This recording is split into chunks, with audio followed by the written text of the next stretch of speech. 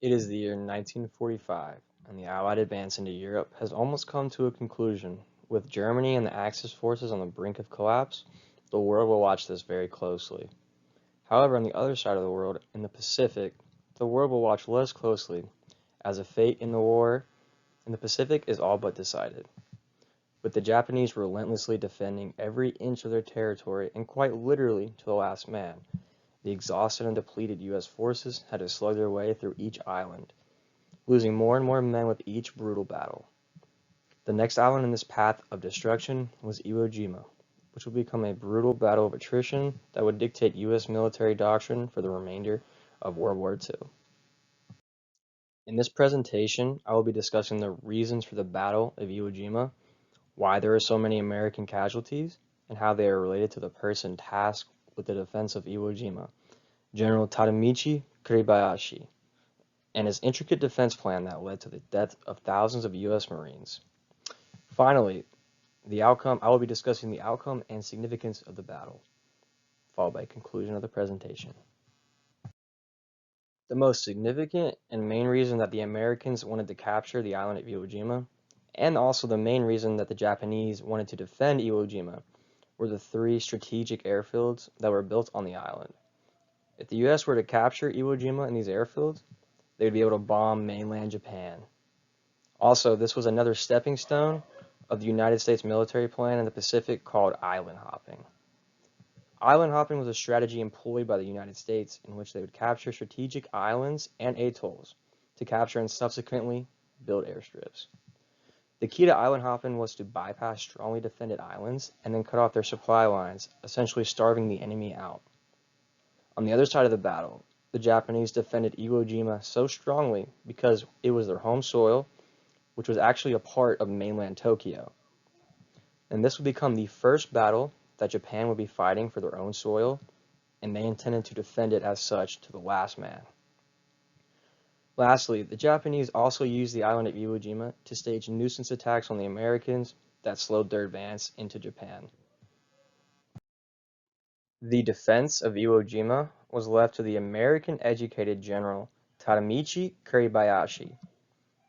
On his first day on the island, Kuribayashi would completely change how their defenses would function. He had essentially deemed beach defenses as suicidal and pointless. Instead, he would opt to devise an intricate tunnel system, which had numerous benefits for the Japanese. With the tunnels, Japanese troops were largely able to avoid any damage from the pre-invasion American bombardment. Adding to this point, American planners had promised 7 to 10 days of bombardment prior to the invasion. However, the troops at Iwo only received 3 days of bombardment. The American planners also anticipated that a standard Japanese defense would take only a few days to clear out. When the Americans would eventually launch their invasion of Iwo Jima, they landed on the beaches unopposed, with many of the men believing that the pre-invasion bombardment had completely wiped out the Japanese forces. However, this was exactly what General Kuribayashi had wanted. The terrain of Iwo Jima was rugged and the beaches had black sand because of sulfur and volcanic activity. This made simple movements for American troops extremely difficult and made them easy targets for Japanese. Only when the American forces had completely filled the beaches did the Japanese open fire on them. When the beaches became completely full, there were numerous casualties from camouflage artillery and machine gun positions, and the Marines had nowhere to move but forward right into a death trap. Many first-hand accounts from the Marines on Iwo Jima mention how they never once saw any living Japanese soldiers, as their positions were expertly camouflaged, and the Marines sometimes referred to them as ghosts, something that the Marines in Afghanistan actually said in modern day. However, the Marines had to move forward and take key positions, such as Mount Suribachi, which was the most heavily defended position on the entire island, and the Japanese main stronghold. You've probably seen Mount Suribachi without even knowing it. as it was the site for one of the most iconic American military pictures ever taken, which involved the raising of the American flag by 6 men. The picture that we all saw in the media was actually a staged picture. By the time that picture was taken, the Marines had control over Mount Suribachi. The reason that they had to stage a second photo for the flag was because the first flag was much too small and could not be seen clearly in pictures and would not appeal to the American public, which they wanted to buy war bonds for the war effort. So several Marines and a photographer were ordered to stage a new photo with a bigger flag. This staged picture is the one that we see today. However, the fighting was far from over, as the rest of the island had to be taken. The Japanese defense of Iwo was formed around the terrain and tunnel system of Iwo Jima. It was a defense that had never been seen before by the American troops, and the only thing that came close to it was the Battle of Peleliu. The defense of Iwo Jima led to one of the only times in American military history that they suffered more casualties than the opposing side. It was truly a brutal battle.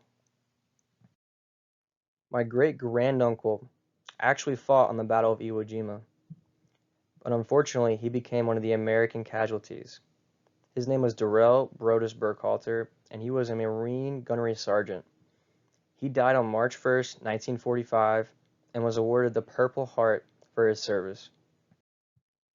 The brutal Battle of Iwo Jima came to an end on March 26th and had lasted for 36 long days. The battle came at an enormous cost for both sides. The victorious Americans had lost right around 7,000 men and had 26,000 wounded or missing in action. This loss of life from a single battle was jarring to the American public and the troops alike. Following the battle, the strategic importance of capturing Iwo Jima came into question, as many asked, what was the point? The Japanese had 20,000 troops to defend the island, and only 216 would ever leave the island alive, with the rest killed in action. They were fighting to defend their own soil for the first time, and their defense proves that.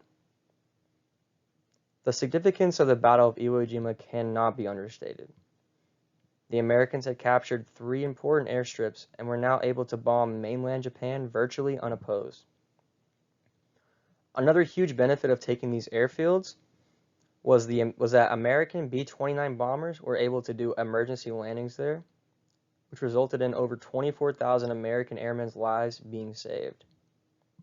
This was also the first time U.S. forces were able to take Japanese soil, so it became a very patriotic battle, as many felt it had been a long time coming since Pearl Harbor. However, the enormous cost and strategic value were called into question, and the Battle of Iwo Jima and later Okinawa would heavily influence President Truman's decision into dropping the atomic bomb on Japan. U.S. war planners had expected up to 1 million deaths if they were to invade mainland Japan. They based these claims off the results of the Battle of Iwo Jima and Okinawa after seeing how brutal they were. The Battle of Iwo Jima had actually seen 27 Medal of Honors awarded to U.S. servicemen, which was a significant amount more than in previous battles anywhere in the entire history of the United States besides D-Day. Admiral Chester Nimitz actually commented on it, stated following the battle, "Among the men who fought on Iwo Jima, uncommon valor was a common virtue." This goes to show how brutal and intense the battle truly was.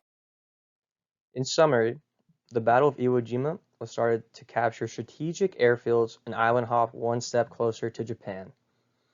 This led to General Kuribayashi creating a brutal defense plan that led to the deaths of tens of thousands of men combined on both sides.